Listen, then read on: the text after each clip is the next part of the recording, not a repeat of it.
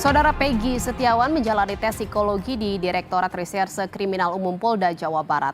Sementara kuasa hukum mempertanyakan urgensi tes psikologi terhadap Peggy. Peggy Setiawan alias Peron dibawa tim penyidik menuju Dirkrim Polda Jawa Barat pada hari Sabtu ini pukul 10:30 waktu Indonesia Barat. Sebelumnya, surat panggilan terhadap Peggy Setiawan diterima kuasa hukumnya pada 6 Juni 2024.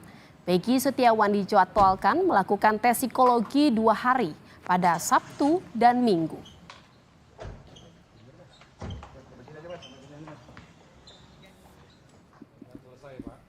Kuasa hukum Peggy, Tony RM, mempertanyakan urgensi pemeriksaan psikologi terhadap kliennya.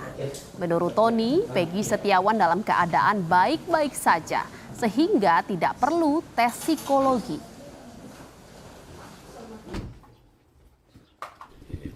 Ya, biasanya ya pengalaman saya, kalau pemeriksaan psikologis ya terhadap pelaku atau tersangka itu biasanya terkait jawaban yang berubah-ubah, misalnya kan. Nah, atau ada indikasi ini kurang normal misalnya kan. Tetapi sepanjang orang normal-normal saja kan, ya tidak perlu sebenarnya. Tapi makanya lebih jelasnya coba kami akan menanyakan apa sih urgensinya, kenapa harus diperiksa psikologisnya itu. Ya. 2 hari ya berarti ya Pak? 2 hari jadwalnya sih, Sabtu sama Minggu besok. Saudara tersangka pembunuhan Vina Peggy Setiawan hari ini menjalani tes psikologi di Direktorat Reserse Kriminal Umum Polda Jawa Barat. Tes psikologi terhadap Peggy berlangsung selama 6 jam dan akan dilanjutkan kembali pada esok hari. Soal tes psikologi yang dijalani Peggy Setiawan kita akan bahas bersama Kriminolog FISIP Universitas Indonesia, Profesor Adrianus Meilala. Selamat malam Prof. Adrianus, terima kasih sudah bergabung bersama kami di Kompas Malam. Prof, ini banyak pihak termasuk keluarga dan juga kuasa hukum Peggy Setiawan ini mempertanyakan apa sebenarnya urgensi dari tes psikologi terhadap Peggy Setiawan oleh penyidik. Sebenarnya apa yang ingin digali polisi, Prof, dari tes psikologi terhadap Peggy ini? Ya, sebelum sampai ke situ kan kita memahami bahwa dalam masa penahanannya ini, itu polisi nampaknya sibuk untuk menambah alat bukti, ya kan? Saya menduga bahwa polisi sudah mengantongi alat bukti yang keras, ya, yang bersifat tidak bisa terbantahkan, misalnya apakah itu DNA atau sidik jari misalnya. Nah, kalau misalnya tidak punya, maka kemungkinan itu dianggap oleh kepolisian kurang kuat, akan mudah dipatahkan oleh penasihat hukum. Nah, untuk itu maka kemudian dicarilah berbagai alat bukti yang lain. Kemarin misalnya, kalau saya tidak salah, kepolisian juga membuka hotline ya kepada semua orang untuk memberikan masukan. Apakah itu masukan yang memberatkan Peggy ataupun meringankan, nanti semuanya akan diperiksa. Begitulah kurang lebih. Nah, maka dalam konteks itulah kita melihat kepolisian juga ingin tahu terkait dengan apakah itu kecerdasan, kesehatan mental dari Peggy melalui tes psikologi ini. Bisa juga ingin diketahui apakah yang bersangkutan itu misalnya berbohong atau memiliki kecenderungan-kecenderungan tertentu, sehingga kemudian dengan mengadakan asesmen psikologi seperti ini, maka hal itu akan ketahuan. Moga-moga begitu. Artinya memang ada kurang bukti seperti itu dalam penanganan kasus ini hingga akhirnya Peggy dilakukan tes psikologi, Prof?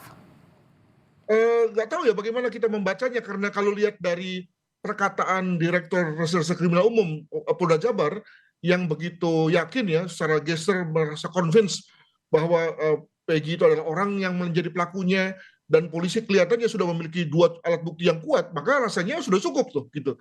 Nah, maka maka ketika ada hotline yang dibuka itu adalah dalam rangka untuk sekedar ya merespons desakan publik, atau memang kepolisian sendiri yang masih memiliki kekurangan alat bukti, ya mungkin alat bukti yang ada dianggap sebagai kurang cukup. Jadi mungkin dalam hal ini mumpung karena toh Peggy ditahan dan sepenuhnya berada di bawah pengawasan kepolisian, maka juga lalu kemudian diadakan tes psikologi ini. Mungkin begitu. Tapi yang jadi pertanyaan ini sebenarnya tes psikologi terhadap tersangka kasus pembunuhan ini wajar dilakukan atau memang ini adalah kasus yang jarang atau tes yang jarang dilakukan?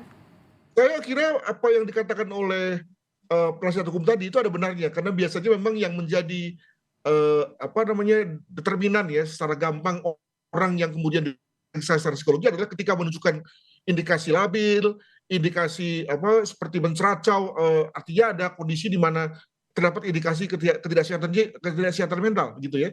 Tapi juga jangan lupa bahwa ketika polisi ingin tahu apakah memang misalnya orang ini punya kecenderungan untuk ngibul, untuk berkata yang tidak sebenarnya, atau karena begitu memiliki kecerdasan luar biasa sehingga lalu mampu berkata apa bohong secara sistematik ya, maka ada bagusnya sih memang melakukan satu pemeriksaan psikologis yang bersifat komprehensif overall ya, sehingga lalu ketahuan berbagai kecenderungan, berbagai hal-hal yang bersifat kepribadian yang kuat dari yang bersangkutan begitu. Kalau yang Anda lihat nih Prof terhadap Peggy ini tes psikologinya nih menyangkut seperti apa saja sih yang sedang didalami polisi? Ya kembali pada bahwa banyak ya pemeriksaan psikologi, ada yang bersifat mengetahui kesehatan mental, mengetahui karakter, mengetahui trait ya, sifat-sifat yang menonjol dari orang, ingin mengetahui kecerdasan juga bisa, lalu juga tes psikologi untuk mengetahui apakah orang berbohong atau tidak. Nah, tentu kita lalu bisa mengira-ngira mana tes psikologi yang kurang lebih bisa dikatakan sebagai akan memperkuat kartu kepolisian dalam rangka memajukan Peggy sebagai tersangka ke pengadilan. Kalau pandangan Anda ini tes psikologi terhadap Peggy ini sampai 2 hari ini apa saja yang rangkaian tes psikologinya? Saya kira kalau yang 2 hari per hari 5 jam ini kelihatannya sudah konteks asesmen psikologi yang lengkap ini. Ya ingin mengetahui karakter Peggy, apakah memang orang yang konsisten, orang yang cerdas, orang yang labil begitu ya. Sehingga lalu kemudian polisi juga bisa mengira-ngira ketika yang bersangkutan itu secara konsisten mengatakan bahwa saya bukan pelakunya, itu adalah sesuatu yang memang merupakan cetusan dari hati nurani, atau memang sesuatu perkataan yang sekali diucapkan lalu kemudian nggak bisa ditarik lagi. Jadi itu mungkin bisa diambil keterangannya, bisa disimpulkan setelah diadakan pemeriksaan psikologi ini, begitu. Ya Prof, dalam tes psikologi terhadap Peggy ini kan Ibu Peggy juga diundang gitu ya untuk bisa menyaksikan proses tes psikologi terhadap Peggy oleh penyidik. Ini apa alasannya kenapa akhirnya tes psikologi ini harus disaksikan oleh orang tua dari Peggy? Ini menarik nih, karena memang biasanya untuk melakukan tes psikologi nggak perlu dihadirkan orang tua atau pihak-pihak yang lain. Diasumsikan yang bersangkutan bisa mengungkapkan diri sendiri ya, atau dibantu diungkapkan oleh orang yang mengetesnya gitu ya. Jadi orang yang mengetes yang mewawancarai kita sedemikian rupa sehingga kemudian keluarlah hal-hal yang bisa menggambarkan siapa kita. Nah, untuk itu maka ketika ada orang tua dihadirkan, ada kemungkinan memang misalnya ada dimensi-dimensi dari saudara Peggy yang diperkirakan tidak mampu dikeluarkan oleh dirinya sendiri.